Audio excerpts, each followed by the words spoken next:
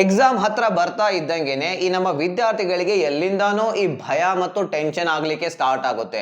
Question paper ಹೇಗೆ ಬರುತ್ತೋ ಏನೋ, ಈ ಎಕ್ಸಾಮ್ಸ್ ಅಲ್ಲಿ ನಂದು ಹೈ ಸ್ಕೋರ್ ಆಗುತ್ತೋ ಇಲ್ಲೋ ಅನ್ನುವಂತಹ ಭಯ. ಇನ್ನು ಕೆಲವು ವಿದ್ಯಾರ್ಥಿಗಳು ಈ ಎಕ್ಸಾಮ್ಸ್ ಅಲ್ಲಿ ನಾನು ಜಸ್ಟ್ ಪಾಸ್ ಆಗ್ತೇನೋ ಇಲ್ಲೋ ಅನ್ನುವಂತಹ ಭಯ ಇರುತ್ತೆ.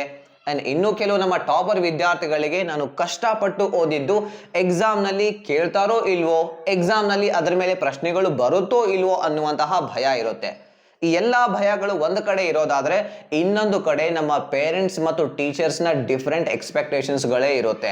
ನನ್ನ ಮಗ ಈ ಸಲ ಸ್ಕೂಲ್ಗೆ ಇಡೀ ಕಾಲೇಜ್ಗೆ ಟಾಪರ್ ಆಗ್ತಾನೆ, ಇನ್ನೊಂದು ಕಡೆ ನಮ್ಮ ಟೀಚರ್ಸ್ ಹೇಳ್ತಾರೆ ಈ ವಿದ್ಯಾರ್ಥಿ ಸ್ಟೇಟ್ ಟಾಪರ್ ಆಗ್ತಾನೆ ಅನ್ನುವಂತಹ ಎಕ್ಸ್ಪೆಕ್ಟೇಷನ್ಸ್ ಗಳನ್ನ ಇಟ್ಕೊಂಡಿರ್ತಾರೆ. ಇವತ್ತಿನ ಈ ವಿಡಿಯೋ ಇದೆಯಲ್ಲ, ನಾನು ಟಾಪರ್ ಆಗ್ಬೇಕು, ನಾನು ಎಕ್ಸಾಮ್ ನಲ್ಲಿ ಜಸ್ಟ್ ಪಾಸ್ ಆಗ್ಬೇಕು ಅನ್ನುವಂತಹ ಎಲ್ಲ ವಿದ್ಯಾರ್ಥಿಗಳಿಗೆ ತುಂಬಾ ಹೆಲ್ಪ್ ಮಾಡುತ್ತೆ. ನಾನು ನಿಮ್ಗೆ ಪ್ರಾಮಿಸ್ ಮಾಡ್ತಾ ಇದ್ದೀನಿ, ಈ ವಿಡಿಯೋ ನೋಡಿದ ನಂತರ ನೀವೇ ಹೇಳ್ತೀರಾ ಕಾನ್ಫಿಡೆನ್ಸ್ ನಿಂದ ನಾನು ಕೂಡ ಎಕ್ಸಾಮ್ ಅನ್ನ ತುಂಬಾ ಸಿಂಪಲ್ ಆಗಿ ಫೇಸ್ ಮಾಡ್ತೇನೆ. ನಿಮ್ಮ ಎಕ್ಸಾಮ್ ನ ಬಗ್ಗೆ ಇರುವಂತಹ ನಿಮ್ಮ ಎಲ್ಲ ಭಯ ಇದೆಯಲ್ಲ, ಅದು ಪೂರ್ತಿಯಾಗಿ ಆ ಭಯ ಓಡೋಗುತ್ತೆ.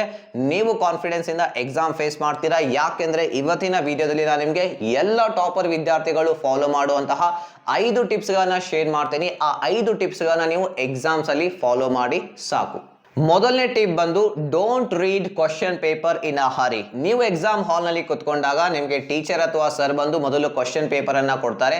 ಎಲ್ಲಾ ವಿದ್ಯಾರ್ಥಿಗಳು ಮಾಡೋದು ಒಂದೇ ತಪ್ಪು, ತುಂಬಾ ಅವಸರದಲ್ಲಿ ಪ್ರಶ್ನೆಗಳನ್ನ ಓದ್ತಾ ಹೋಗೋದು, ಪ್ರಶ್ನೆಗಳನ್ನ ಮಿಸ್ಅಂಡರ್ಸ್ಟ್ಯಾಂಡ್ ಮಾಡ್ಕೊಳ್ತಾರೆ. ಮಿಸ್ಅಂಡರ್ಸ್ಟ್ಯಾಂಡ್ ಮಾಡ್ಕೊಂಡಾಗ ಅದರ ಉತ್ತರ ನಿಮ್ಗೆ ನೆನಪಿಗೆ ಬರೋದಿಲ್ಲ. ಸೊ ತುಂಬಾ ಓವರ್ ಥಿಂಕ್ ಮಾಡ್ಲಿಕ್ಕೆ ಸ್ಟಾರ್ಟ್ ಮಾಡ್ತಾರೆ ಸ್ಟೂಡೆಂಟ್ಸ್, ಟೆನ್ಷನ್ ತಗೊಳ್ಳಿಕ್ಕೆ ನೀವು ಸ್ಟಾರ್ಟ್ ಮಾಡ್ತೀರಾ. ಸೊ ಈ ಒಂದು ತಪ್ಪನ್ನ ಮಾಡಬೇಡಿ.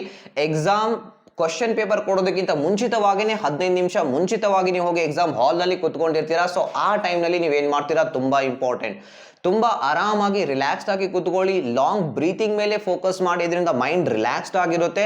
ಅಂಡ್ ಕ್ವಶನ್ ಪೇಪರ್ ಕೊಟ್ಟ ತಕ್ಷಣ ನಿಧಾನವಾಗಿ ಕ್ವಶನ್ ಪೇಪರ್ ಅನ್ನ ಓದಿ. 15 ನಿಮಿಷ ಅದಕ್ಕೇನೆ ಕೊಟ್ಟಿರ್ತಾರೆ. ಒಂದೊಂದು ಪ್ರಶ್ನೆಯನ್ನ 2 ಸಲ ಓದಿ ಅದನ್ನ ಸಂಪೂರ್ಣವಾಗಿ ಅರ್ಥ ಮಾಡ್ಕೊಳ್ಳಿ. ಸೊ 1 by 1 ಕ್ವಶನ್ ಓದ್ತಾ ಹೋಗಿ. ಕ್ವಶನ್ ಓದುವಾಗ ಯಾವುದೇ ಒಂದು ಪ್ರಶ್ನೆಗೆ ಉತ್ತರ ನೆನಪಿಗೆ ಬರ್ತಾ ಇಲ್ಲ ಅಂದ್ರೆ ಅದರ ಬಗ್ಗೆ ಟೆನ್ಷನ್ ಮಾಡ್ಲಿಕ್ಕೆ ಹೋಗ್ಬೇಡಿ, ಅದರ ಬಗ್ಗೆ ಓವರ್ ಥಿಂಕ್ ಮಾಡಬೇಡಿ, ಅದರ ಉತ್ತರ ನೆನಪಿಸ್ಕೊಳ್ಳುವಂತಹ ಪ್ರಯತ್ನ ಮಾಡಬೇಡಿ. ಅದರಿಂದ ಗೊತ್ತಿರುವಂತಹ ಉತ್ತರನೂ ಕೂಡ ಮರ್ತು ಹೋಗ್ತೀರಾ. ಯಾವ ರೀತಿ ಅಂದ್ರೆ, ನಿಮಗೆ ಎಕ್ಸಾಮ್ ನಲ್ಲಿ ಕ್ವಶನ್ ಪೇಪರ್ ಕೊಟ್ಟಿದ್ದಾರೆ. ಕ್ವಶನ್ ಪೇಪರ್ ನಲ್ಲಿ ಅನ್ಕೊಳ್ಳಿ 40 ಪ್ರಶ್ನೆಗಳು ಇವೆ. 40 ಪ್ರಶ್ನೆಯಲ್ಲಿ ನಿಮ್ಗೆ 10 ಪ್ರಶ್ನೆಗೆ ಉತ್ತರ ಗೊತ್ತಿಲ್ಲ ಅಂದ್ರೆ ಸ್ಟೂಡೆಂಟ್ಸ್ ಏನ್ ಮಾಡ್ತಾರೆ, ಅದೇ 10 ಪ್ರಶ್ನೆ ಬಗ್ಗೆ ನೀವು ಯೋಚನೆ ಮಾಡ್ತಾ ಕುತ್ಕೊಳ್ತೀರಾ, ಅದರ ಬಗ್ಗೆ ನೀವು ಉತ್ತರ ನೆನಪಿಸ್ಕೊಳ್ಳುವಂತ ಪ್ರಯತ್ನ ಮಾಡ್ತೀರಾ. ಸೊ ಆ ಒಂದು ಪ್ರಯತ್ನದಲ್ಲಿ ಟೆನ್ಷನ್ ನಲ್ಲಿ ಓವರ್ ಥಿಂಕಿಂಗ್ ನಿಂದ 30 ಪ್ರಶ್ನೆಗಳಿಗೆ ಏನು ಉತ್ತರ ಗೊತ್ತಿರುತ್ತಲ್ಲ ಅದು ಕೂಡ ಮರ್ತು ಹೋಗ್ಲಿಕ್ಕೆ ಸ್ಟಾರ್ಟ್ ಆಗುತ್ತೆ. ಸೊ ಆ ತಪ್ಪನ್ನ ಮಾಡಬೇಡಿ. ಸೊ ಹಾಗಾದ್ರೆ ಏನ್ ಮಾಡಬೇಕು, ಕ್ವಶನ್ಗೆ ಆನ್ಸರ್ ಗೊತ್ತಿಲ್ಲ ಅಂದ್ರೆ ಆ ಕ್ವಶನ್ ಅನ್ನ ಲಾಸ್ಟ್ಗೆ ಇಟ್ಕೊಳ್ಳಿ. ಮೊದಲು ಯಾವ ಪ್ರಶ್ನೆಗೆ ಉತ್ತರ ಗೊತ್ತಿದೆ ಅದರ ಉತ್ತರ ಬರೆಯೋಣ. ಈ ಪ್ರಶ್ನೆ ಇದೆಲ್ಲ ಇದರ ಜೊತೆ ಲಾಸ್ಟ್ಗೆ ನಾನು ಇದಕ್ಕೆ ನೋಡ್ಕೊಳ್ತೇನೆ, ಇದರ ಜೊತೆ ಡೀಲ್ ಮಾಡ್ತೇನೆ ಅನ್ನುವಂತಹ ಕಾನ್ಫಿಡೆನ್ಸ್ ನಿಮ್ಮಲ್ಲಿ ಇರಬೇಕು. ಟಾಪರ್ಸ್ ನ ಎರಡನೆಯ ಟಿಪ್ ಬಂದು ಆನ್ಸರ್ 1 ಕ್ವಶನ್ ಎಟ್ ಅ ಟೈಮ್. ಎಷ್ಟೋ ವಿದ್ಯಾರ್ಥಿಗಳಿಗೆ ನಾನು ನೋಡ್ತೀನಿ, ಒಂದು ಪ್ರಶ್ನೆಗೆ ಉತ್ತರ ಬರೆಯುವಾಗ ಇನ್ನೊಂದು ಪ್ರಶ್ನೆ ಬಗ್ಗೆ ಯೋಚನೆ ಮಾಡ್ತಾ ಇದ್ದಾರೆ. 39ನೇ ಪ್ರಶ್ನೆ ಉತ್ತರ ಗೊತ್ತಿಲ್ಲ, ಅದಕ್ಕೇನು ಉತ್ತರ, ಅದ್ರ ಬಗ್ಗೆ ಯೋಚನೆ ಮಾಡೋದು, 5ನೇ ಪ್ರಶ್ನೆ ಉತ್ತರ ಬರೀತಾ ಇರೋದು. ಸೊ ಇದರಿಂದ ಏನಾಗುತ್ತೆ, ನಿಮ್ಮ ಮೈಂಡ್ ಡಿಸ್ಟರ್ಬ್ ಆಗುತ್ತೆ, ಡಿಸ್ಟ್ರಾಕ್ಟ್ ಆಗುತ್ತೆ, ಗೊತ್ತಿರುವಂತಹ ಉತ್ತರ ಸರಿಯಾಗಿ ಬರೀಲಿಕ್ಕೆ ಆಗೋದಿಲ್ಲ.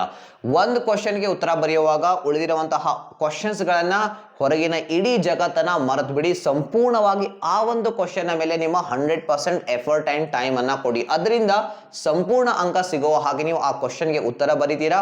ಮೊದಲನೇ ಕ್ವಶನ್ ಮುಗೀತು, ದೆನ್ ಬನ್ನಿ ಎರಡನೆಯ ಕ್ವಶನ್, ಕೇವಲ ಅದರ ಬಗ್ಗೆ ಥಿಂಕ್ ಮಾಡಿ ಉತ್ತರ ಬರೀರಿ. 3ನೇ ಕ್ವಶನ್ಗೆ ಬಂದ್ರಿ, ಆ ಕ್ವಶನ್ ಉತ್ತರ ಗೊತ್ತಿಲ್ಲ ಅಂದ್ರೆ ಅದನ್ನ ಲಾಸ್ಟ್ಗೆ ಇಟ್ಕೊಳ್ಳಿ. 4ನೇ ಕ್ವಶನ್ಗೆ ಹೋಗಿ ಅದರ ಉತ್ತರವನ್ನ ಬರೀರಿ. ಇನ್ನ ಪ್ರಶ್ನೆಗಳಿಗೆ ಉತ್ತರ ಗೊತ್ತಿಲ್ಲ ಅಂದ್ರೆ ಏನ್ ಮಾಡೋದು, ಕೆಲವು ಪ್ರಶ್ನೆಗಳಿಗೆ ಉತ್ತರ ಗೊತ್ತಿಲ್ಲ ಅಂದ್ರೆ ಏನ್ ಮಾಡ್ಬೇಕು ಅಂದ್ರೆ, ಎಂಡ್ ನಲ್ಲಿ ಕೆಲವೊಂದು ವಿದ್ಯಾರ್ಥಿಗಳು, ಕೆಲವೇನು ತುಂಬಾ ವಿದ್ಯಾರ್ಥಿಗಳು ಅದನ್ನ ಜಸ್ಟ್ ಬಿಟ್ಟು ಬಂದ್ಬಿಡ್ತಾರೆ, ಉತ್ತರ ಗೊತ್ತಿಲ್ಲ ಅಂತ ಹೇಳಿ.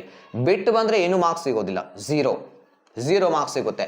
ಇನ್ನು ಕೆಲವೊಂದು ವಿದ್ಯಾರ್ಥಿಗಳು ಏನಾದ್ರೂ ಬರೆದು ಬರ್ತಾರೆ, ಏನಾದ್ರೂ ಅದಕ್ಕೆ ರಿಲೇಟೆಡ್ ಇಲ್ಲದೆ ಇರೋದನ್ನ ಬರೆದು ಬಂದ್ರೆ ಅಗೇನ್ ಮಾರ್ಕ್ಸ್ ನಿಮ್ಗೆ 0 ಸಿಗುತ್ತೆ.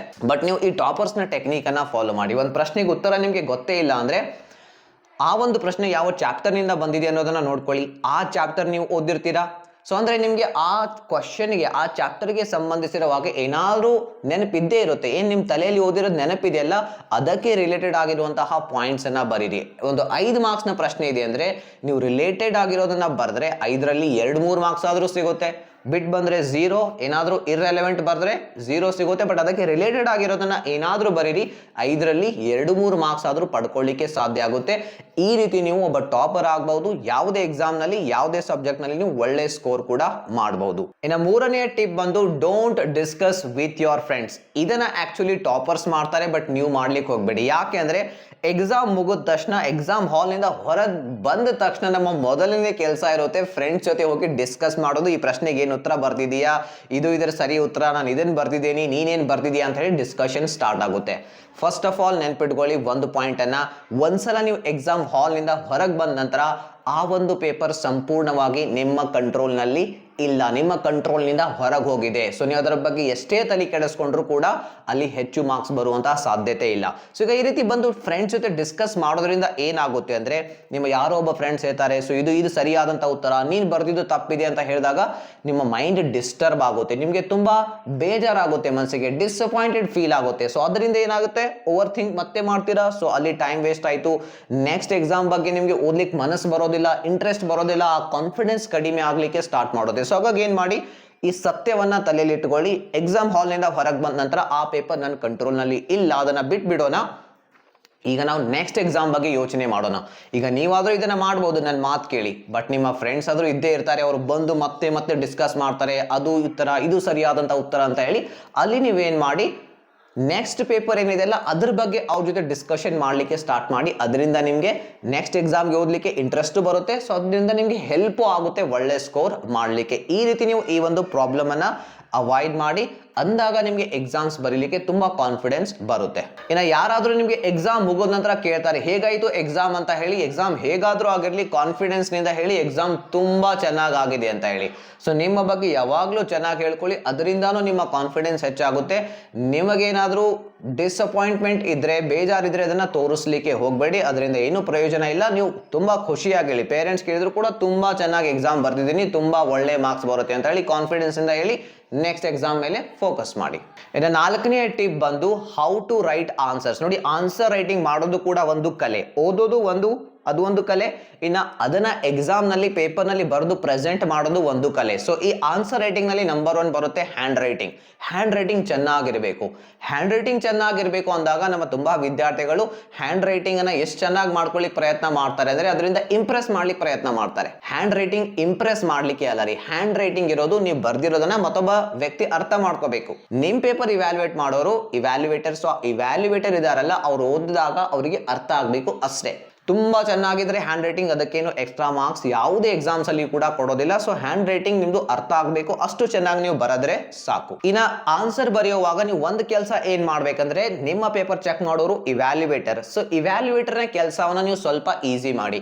ಒಂದು, ನೀವು ಚೆನ್ನಾಗಿ ಹ್ಯಾಂಡ್ ರೈಟಿಂಗ್ ಬರೆದ್ರೆ ಅವ್ನ ಕೆಲಸ ಈಸಿ ಆಯ್ತು, ಓದಿದ ತಕ್ಷಣ ಅವ್ನಿಗೆ ಅರ್ಥ ಆಗುತ್ತೆ. ಎರಡನೇ, ನೀವು ಏನ್ ಮಾಡ್ಬೋದು ಅಂದ್ರೆ ಇಂಪಾರ್ಟೆಂಟ್ ಪಾಯಿಂಟ್ಸ್ ಗಳನ್ನ ಅಂಡರ್ಲೈನ್ ಮಾಡಿ. ಅದೇ ಅವ್ನು ಚೆಕ್ ಮಾಡುವಾಗ ಆ ಮೇನ್ ಪಾಯಿಂಟ್ಸ್ ಅನ್ನ ನೋಡಿ ಡೈರೆಕ್ಟ್ಲಿ ಚೆಕ್ ಮಾಡ್ಬಿಡ್ತಾನೆ. ನೀವೇನಾದ್ರೂ ಎಲ್ಲ ಮಿಕ್ಸ್ ಮಾಡಿ ಬರೆಯೋದ್ರಿಂದ ಏನಾಗುತ್ತೆ ರೀ, ಅವ್ರಿಗೆ ಚೆಕ್ ಮಾಡ್ಲಿಕ್ಕೆ ಡಿಫಿಕಲ್ಟ್ ಆಗುತ್ತೆ. ನಿಮ್ಮ ಪೇಪರ್ಸ್ ಅವ್ರಿಗೆ ಡಿಫಿಕಲ್ಟ್ ಆದ್ರೆ ಅವರು ನಿಮಗೆ ಕಡಿಮೆ ಮಾರ್ಕ್ಸ್ ಕೊಡುವಂತಹ ಚಾನ್ಸಸ್ ಇರುತ್ತೆ. ಸೊ ಹಾಗಾಗಿ ಒಳ್ಳೆ ಹ್ಯಾಂಡ್ ರೈಟಿಂಗ್ ನಿಂದ ಬರೀರಿ. ಎರಡನೇದಾಗಿ ಕೀ ಪಾಯಿಂಟ್ಸ್ ಗಳನ್ನ ಅಂಡರ್ಲೈನ್ ಮಾಡಿ.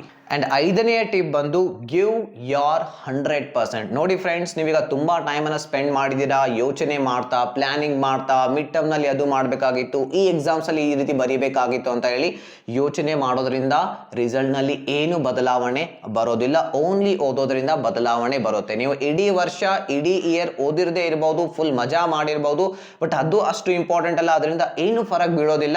ಬಟ್ ಲಾಸ್ಟ್ ಡೇಸ್ ಅಲ್ಲಿ ನೀವು ಏನ್ ಮಾಡ್ತಿರಲ್ಲ ಅದರಿಂದ ನಿಮ್ಮ ರಿಸಲ್ಟ್ ಡಿಸೈಡ್ ಆಗುತ್ತೆ. ಸೊ ಹಾಗಾಗಿ ಹೆಚ್ಚು ಪ್ಲಾನಿಂಗ್ಸ್ ಗಳನ್ನ, ಹೆಚ್ಚು ಯೋಚನೆ ಮಾಡೋದ್ರಲ್ಲಿ ಟೈಮ್ ಅನ್ನ ಸ್ಪೆಂಡ್ ಮಾಡಬೇಡಿ. ಜಸ್ಟ್ ನಿಮ್ಮ 100% ಕೊಡಿ, ನಿಮ್ಮ ಓದೋದ್ರ ಮೇಲೆ ಫೋಕಸ್ ಮಾಡಿ. ಈ ಲಾಸ್ಟ್ ಡೇಸ್ ಗಳಲ್ಲಿ ಆಟೋಮೆಟಿಕ್ಲಿ ಅದರಿಂದ ನಿಮ್ಮ ರಿಸಲ್ಟ್ ನಲ್ಲಿ ನಿಮ್ಗೆ ಇಂಪ್ರೂವ್ಮೆಂಟ್ ನೋಡ್ಲಿಕ್ಕೆ ಸಿಗುತ್ತೆ. ಈ ನಿಮ್ಮ ಲಾಸ್ಟ್ ಡೇಸ್ಗಳು ಇವೆಲ್ಲ, ಇದು ನಿಮ್ಮ ಟ್ಯಾಲೆಂಟ್ ಅನ್ನ, ನಿಮ್ಮ ಸಾಮರ್ಥ್ಯವನ್ನ ನಿಮ್ಮ ಫ್ರೆಂಡ್ಸ್ಗೆ, ನಿಮ್ಮ ಪೇರೆಂಟ್ಸ್ಗೆ, ನಿಮ್ಮ ರಿಲೇಟಿವ್ಸ್ಗೆ, ನಿಮ್ಮ ಸಂಬಂಧಿಕರಿಗೆ ತೋರಿಸುವಂತಹ ಸಮಯ. ಇದನ್ನ ಸರಿಯಾಗಿ ಸದುಪಯೋಗ ಪಡಿಸ್ಕೊಳ್ಳಿ. ಎಫೆಕ್ಟಿವ್ ಆಗಿ ನಿಮ್ಮ ಟೈಮ್ ಅನ್ನ ಯೂಸ್ ಮಾಡ್ಕೊಳ್ಳಿ. ನನ್ನ ಟೈಮ್ ಮ್ಯಾನೇಜ್ಮೆಂಟ್ ಮೇಲೆ ಒಂದು ವಿಡಿಯೋ ಇದೆ ಸ್ಟೂಡೆಂಟ್ಸ್ಗೆ, ಆ ಒಂದು ವಿಡಿಯೋನ ನೋಡಿ. ಆ್ಯಂಡ್ ನಾನು ನಿಮಗೆ ಪ್ರಾಮಿಸ್ ಮಾಡ್ತಾ ಇದ್ದೀನಿ, ಈ 5 ಟಿಪ್ಸ್ಗಳನ್ನ ನೀವು ಸರಿಯಾಗಿ ಫಾಲೋ ಮಾಡಿದ್ದೇ ಆದರೆ ಈ ವರ್ಷ ನಿಮಗೆ ಟಾಪರ್ ಆಗೋದ್ರಿಂದ ಯಾರೂ ಕೂಡ ತಡೆ ಹಿಡಿಲಿಕ್ಕೆ ಸಾಧ್ಯ ಇಲ್ಲ.